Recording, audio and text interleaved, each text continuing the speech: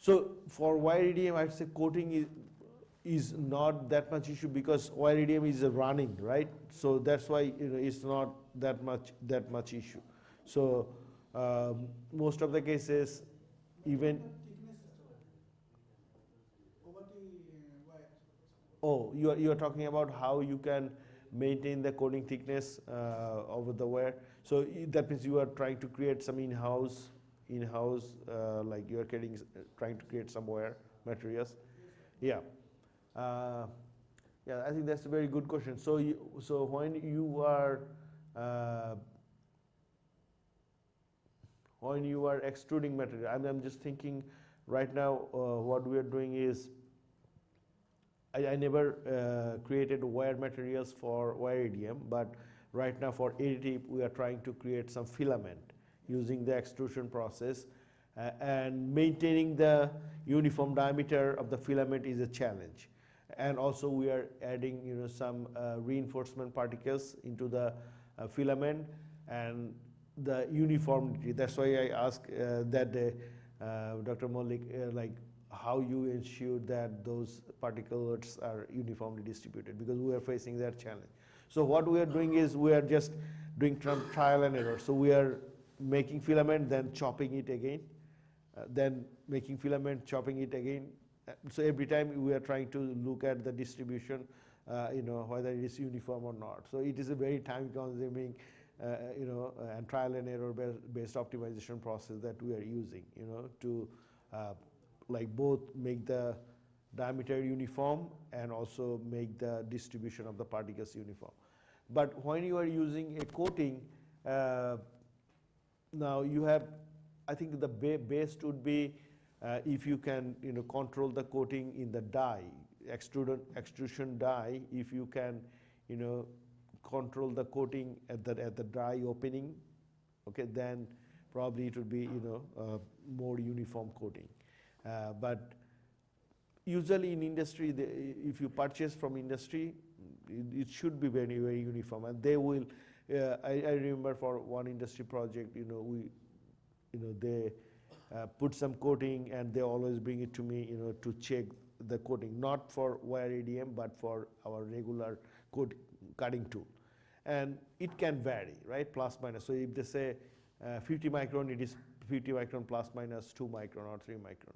But yeah, so for wire EDM, while they are generating that wire materials, I'm sure that they have that brass coming, and then they have some zinc, like coating material just when it is coming out of the extruder. So you need to kind of externally control that. Okay, so I never made that in-house, but I'm just saying, probably first you need to start with the trial and error, okay, and then you need to optimize the process. Okay, so process mechanism. So as I mentioned, this is the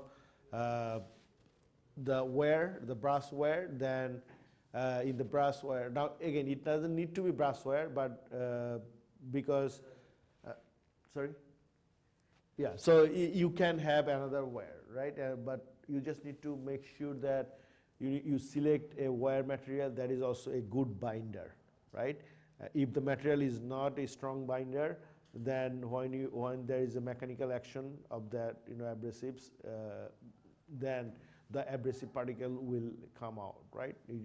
So then that will not be good. So if you look at the side view, you can see that the abrasives are protruding out. So that means you have the core diameter, and then from there you have that abrasives are protruding out. So this will cause the same issues that I was talking about, right? So you have here it shows in that picture, it didn't show, but I showed, but here it is already showing. So this is actually the gap, for the EDM, right?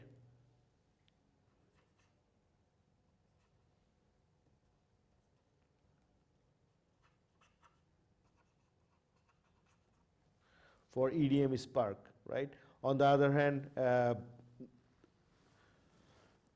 so sparking can be a challenge here also, right? So there will be a simultaneous action of the mechanical action of the abrasive with the surface that is to be machined, and there is some sparking because those are protruding, right? So for example, if you have a surface like that and then you have some protrusion, so this is your tool, right? So this is your tool and then this is your workpiece. Let me see, a little bit more gap. Okay, this is your workpiece. So what I'm saying is the gap here is smaller than the gap here, right? So those are electrically non-conductive. So sparking will not happen from there, right? Sparking will happen from there. Okay, so it will be a challenging and it will be dependent on the parameter settings, right? In order to get effective sparking, you need to kind of identify what electrical settings and gap voltage and current that you will be using so that you can continue effective sparking.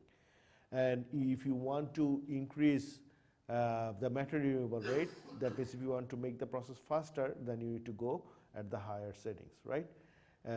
And on the other hand, if you reduce the parameter settings or discharge energy, then more action will be from the abrasive particles, grinding actions, and that will give you good surface finish. So in that way you can actually control, whether your goal is to obtain faster machining or your goal is to obtain good surface finish. But the good thing is, definitely it reduces the recast layer. So very good example here. So when you are doing just the EDM process, you see there is a thin recast layer, right? So you can see there is a kind of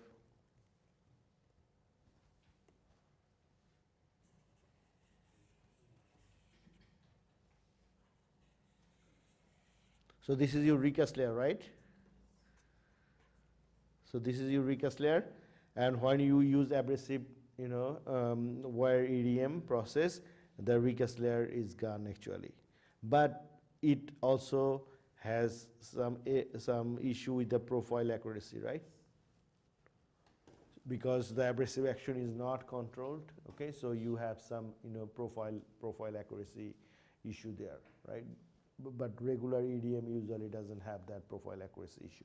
So this is a scope for the future improvement, right? So how you can actually improve this, right? So for electrochemical dissolution, it will give a smooth surface, but it doesn't really control, it can be more. So ECM has the problem not with the surface finish, but more, I would say, dissolution, right? Maybe you want up to this, but it just, I would say, eat up a little bit more materials because this is etching, right? So you try to eat up more materials. So yeah, so this is kind of a scope for the future improvement, how you can actually improve that. So as I mentioned, the sparking in the wire EDM is affected by the insulator abrasive particles that I tried to kind of show in the figure. Then the applied current has the direct effect, so you can actually increase the current, and overall discharge energy to make the process faster. The interactions of the two processes must be well understood, and the profile accuracy was not very well, as I mentioned, so it is an opportunity for future research. Oh, I have one more process. Yeah, let me finish this so that it will take a little bit of time. So then I will we'll take the break, and then I will cover some of the remaining lectures from day before yesterday. Yeah, okay. Okay, so micro EDM and ECM combined process. So again, I think this process is a separate process than micro ECDM process. We learned micro ECDM process very recently, so you have the memory fresh. So this process will have actually the characteristics of both micro EDM and micro ECM, okay? But they will be doing simultaneously. So the effect is just some improvement of the surface finish, okay? But this is not, as the micro ECDM process. And you know the rationale. Micro EDM is a slower, is a slower process, but it's faster than the micro ECM. But micro ECM is a slower process. On the other hand, micro EDM gives good surface finish. Micro EDM cannot give good surface finish. Micro ECM gives good surface finish. So if you combine two processes, not sequentially, there have been a lot of research on sequentially, simultaneously, okay? That simultaneously, some discharging and some electrochemical dissolution is happening. So it will not give you very good surface finish as smooth as ECM, but it will be more controlled, right? So that's the goal of this, simultaneous, micro EDM and micro ECM process. So here, so you see, and I think this is good for probably, the micro EDM milling here. So you have the electrical discharges, taking place, and then at the same time you have electrochemical, dissolution take place. Most of the cases, how it happens that in one cycle, so that's why it is not fully like other hybrid processes, okay, where two actions are happening at the same time. Honestly, for these two actions is not happening exactly simultaneously, but slightly one after another. So it is not fully sequential that you do EDM and then you do ECM. You don't do that, but in the same process, you select the parameters in such a way that there is some sparking and there is some electrical dissolution also, right? And then if you do the milling process, you see the blue part is by electrical discharges, and then the recast layer or the next part is from electrochemical dissolution. But again, this cannot be a faster process than the micro EDM process, right? Because you are actually slowing down the material removal process, right? By incorporating some electrochemical dissolution. And in order to, another difference is here you are using the same dielectric as a like fluid for both EDM and ECM. So you are not using like two different fluid, right? So you are using deionized water mostly, and deionized water is a weak electrolyte, right? So ECM process will not be very significant there. But overall, definitely it will be better than micro EDM process in terms of surface finish. So that's the goal here. So here you see. So how it works? So here you see, so you have the electrode. Then there is in the gap there is like the combined action of the EDM and the ECM process here. So here you see the micro EDM milling in the left side. It is fully let me see. A micro EDM milling, B micro ECM milling. Okay. So on the top one, it is fully micro EDM milling. Then the second one is a simultaneous micro EDM, micro ECM, and third one is just a micro ECM. So as I mentioned, micro EDM you can see slightly matte surface finish, right, showing all the craters.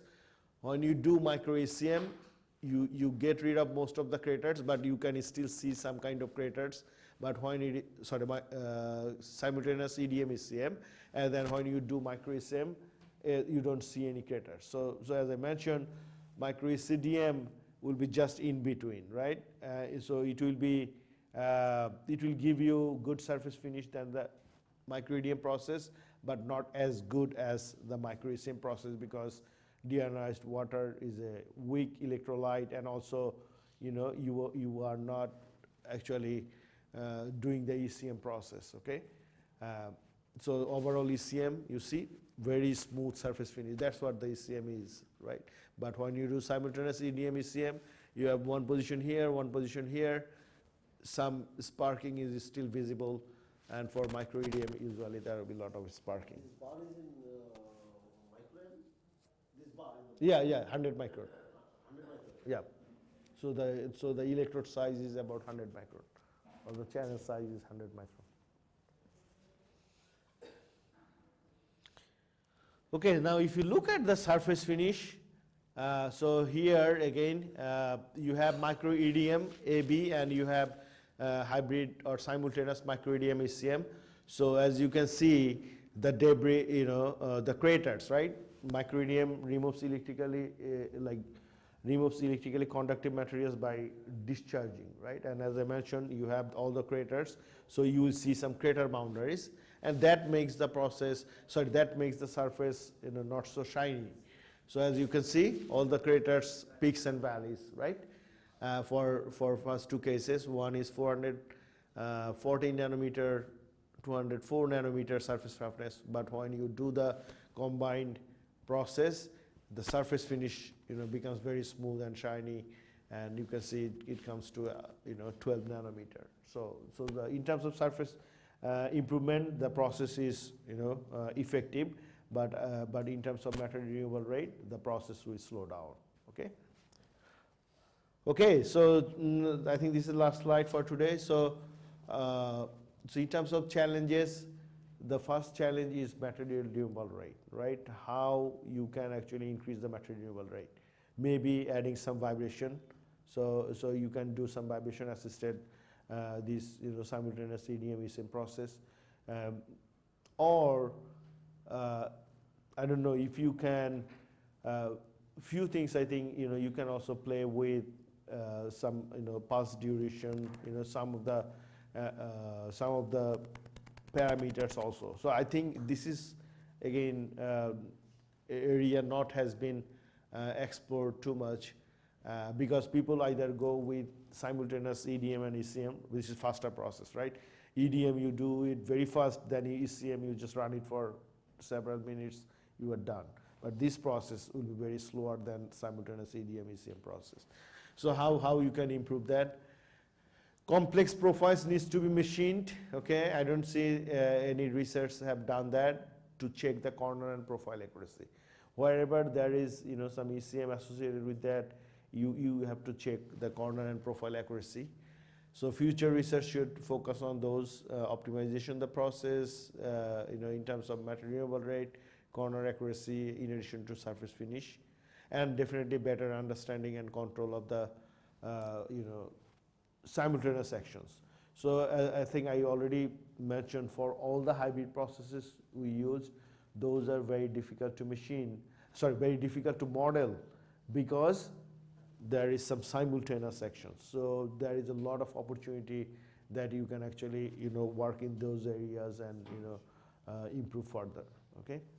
Okay, so those we're going to stop here. Okay, so then we'll take a break, and then after that I think I have several compound micromachining processes that I could not cover that day. We'll cover that. Then we cover all the hybrid micromachining processes, and tomorrow we're going to cover nano machining process. Okay. Yep. Okay, thank you, Professor Jahan. Yeah, thank you. No session is open for asking the questions. So, any questions? Please. Yeah. In this last one, is there a gap between Always. There is a gap. For both EDM and ECM process, there is a gap between the tool and electrode. Both are non-contact machining processes. No, not the gap between tool and workpiece.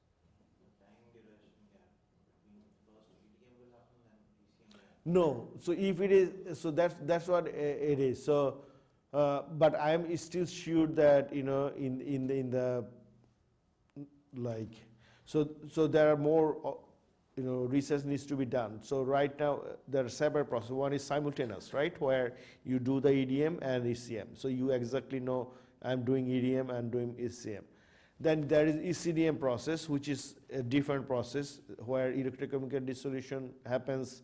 Then the formation of bubbles and thin film, and then electrical discharge comes into play and remove those, right? So, but for here, my understanding of this process is it is mostly doing EDM at lower energy, and when you do EDM at lower energy, there is some ECM process is happening, especially if the dielectric that you are using, like conducts the electricity, then there will be some electrochemical dissolution. So that's what exactly happening. So if you read that paper, you will see that they mostly have the EDM process taking the action, and then some ECM process. So again, it's not a fully controlled process. Yeah, that's why you see some discharges, right, and then some dissolution. So it's happening simultaneously, but it's not kind of controlled that like some other hybrid processes. Yeah, we saw some really good hybrid processes, especially some of the process like the combined laser with ECM, abrasive with ECM. Those are very controlled process compared to this one. Can we infer that in micro EDM, ECM is naturally happening?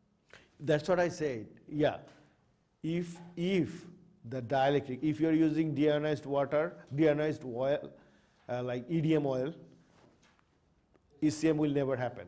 But if you are using deionized water, or sometimes, yeah, it will happen. Okay, based on the parameter setting, there will be some, especially when you are using slightly smaller, settings of parameter and slightly longer pulse duration. That time ECM actually happens with the EDM process. Yeah. So one question more, one question will be asked, because the time is very limited, so after that we will go. Yeah, I can always discuss with you here. Yeah. Yeah. Yes.